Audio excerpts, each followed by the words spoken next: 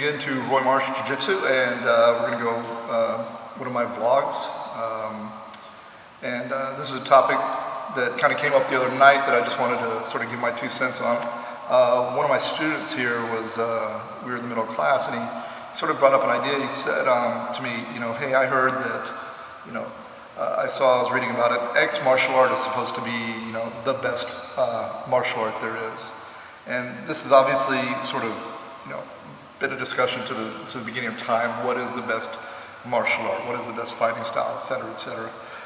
And it goes to this day, right? If you get on anything on the internet, you're gonna see, karate is better than Kung Fu, is better than BJJ, is better than whatever.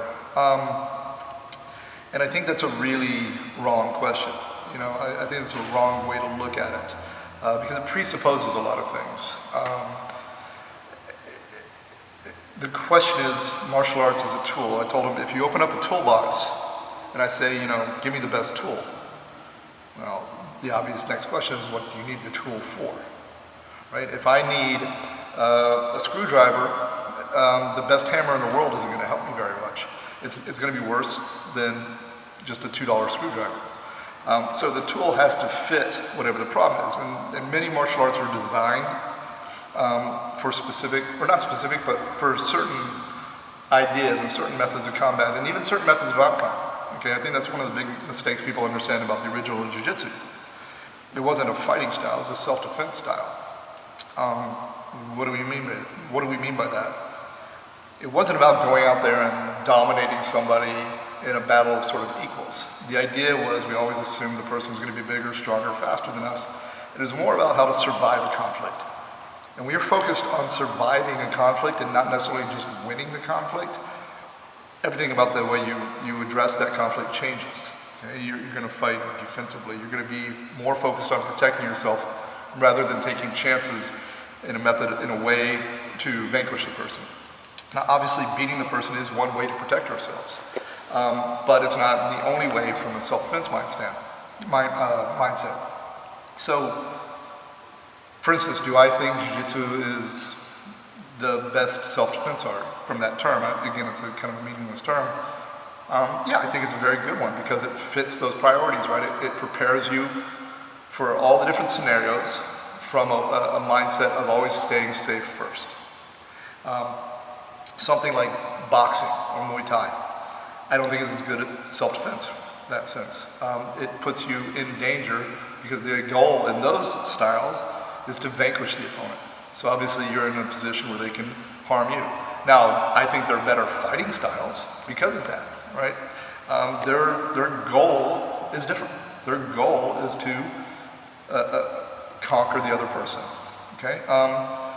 But again, it comes down to what we're thinking about. So if we're thinking self-defense, we're not thinking necessarily about beating up the other person because legal responsibilities, situational responsibilities, not every conflict you're going to be in, and this is something that I can't, hammer home enough. Everybody that trains thinks that a fight is going to go from 0 to 200.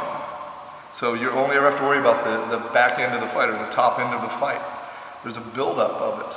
Okay, so in the beginning, if you're, say, a boxer, and somebody's just kind of pushing you a little bit or getting in your face, you really have one tool, right? Punch.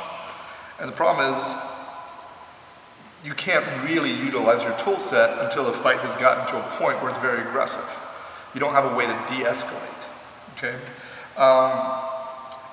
So if it's like your friend is getting a lot of control, do you want to just sit here and punch him until you break his orbital and get him to stop fighting?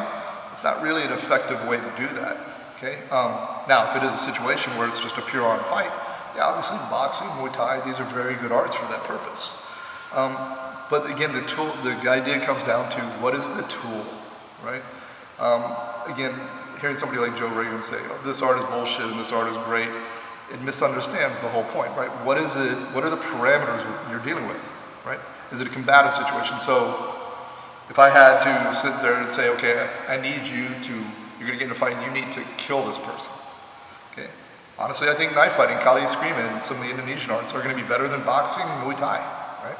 They're very dangerous, okay? But if you only train knife fighting, I mean, you're only prepared for a life and death situation. You're not prepared for the usual, you cut the guy off in traffic and he gets in your face and yells at you. What are you gonna do, pull the knife and, cut him to pieces? That's not a really good situation. And obviously there's an open hand style that those arts use, but it's still a matter of you're escalating the fight, or potentially escalating the fight, because that's your only tool. So that said, you know, whatever art you're training, you know, you should train the other arts so you recognize you have the other tools, right? You don't want a toolbox with one tool in it. You want a toolbox with several tools. So that if it is a situation where, you know, I'm in a life or death situation, I have access to a weapon, I need to know how to use that weapon, okay? I need to know how to strike. You know, jiu-jitsu striking is done for a different purpose. Again, that self-defense mindset of, it's not meant to go in there and just stand and bang with a guy. It's meant to keep the distance away from the guy, or force him to close where we can get into our position where we're safe, and again, minimize strike damage. Versus something like boxing, where it is about, you know, more just damaging him damaging, potentially damaging you, preferably not. But it does have striking, right? But it's not striking in that combative situation again, that competitive situation. But you could learn from boxing and Muay Thai for certain if you're just a pure jiu-jitsu person, right? You learn how to, you know, move, you learn how to do your footwork, which a lot of jiu-jitsu people, you know, especially sort of sportive people, they're not really aware of that distance management as much. They're not as focused on the footwork sometimes as they could be. For self-defense, could you learn things from sportive jiu-jitsu? I've discussed that before. Absolutely you can. You know, you may say, oh, playing a reverse de la Hiva guard would never happen in the street, and it's absolutely right. It would never happen in the street. But I would like to train with guys who play that guard, because it's going to allow me to have a great base, right? When guys have the gi and they have these exotic guards that are really built off balancing you, and you can still keep your base, that's a fantastic skill set to develop.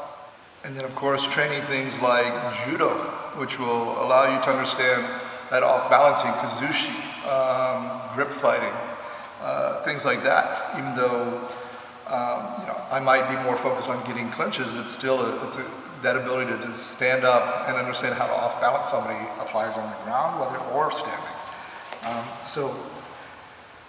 But does that mean that Judo is better than Jiu-Jitsu? It's not a reasonable question. It's a dumb question, right? It's a tool. It's the same. Is a screwdriver better than a hammer, better than a wrench? It all comes down to what you need it for. If I need it to fight and kill someone, I'll probably take knife fighting. If I need it to just purely defend myself against whatever attack, I'll take, you know, classic Gracie Jiu-Jitsu.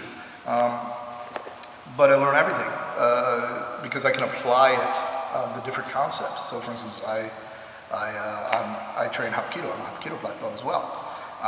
And I use that in my Jiu-Jitsu all the time. Do I use specific techniques? Not necessarily. But one thing that I learned from Hapkido is there are a lot of the same concepts, right? Joint locks and chokes, specifically joint locks. But in Hapkido, they'll use the joint lock actually to manipulate the person. Rather than finish the fight, they'll use it to manipulate. So when they might turn a wrist, right? Let's say they turn the wrist outward, it's going to turn the body, right? When they turn the wrist inward, it's going to turn the body this way. They're going to use that to manipulate somebody's base, okay? And understanding that chain of physical events, right? The wrist turns, the elbow comes in, the shoulder drops, the leg drops. That really helps me a lot of times in being able to manipulate somebody's body or control somebody's body indirectly, right? So rather than holding their shoulder, I can actually understand the mechanics of how their elbow will control their shoulder. Okay, by having understood the Hapkido, it had a different goal, right? It's not about necessarily breaking the person's arm as it is about manipulating their body so that you can escort them away or you can put them on the ground, things like that. So even if I never utilize a specific technique, understanding how that tool works and what the goal of that tool is opens up my mind, or at least my eyes, to understanding that not everything is the same goal, right? It is not all martial arts are about beating somebody up. What's the best martial art at beating somebody up? That's not always going to be the goal. What's the best martial art on getting distance? What's the best martial art on killing someone? What's the best martial art on staying safe? What's the best martial art on, you know, fighting on the ground? What's the best martial art on unstable surfaces or crowded rooms or any of these sorts of, or crowded areas? Any of these sorts of things, they all change the tool set you need. Right? So, you know, hopefully that'll help. You think about it, or I would hope that you would start to think about, you know, what is it I'm trying to accomplish, and how is this art getting to that point, and do other arts get to that point, or do other arts get to a different point, and can that help me in my journey and in my training?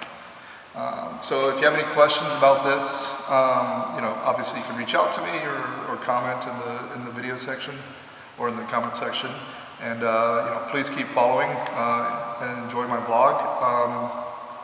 You know, hopefully I'll have some other people soon. We'll be discussing different things. All right, thanks.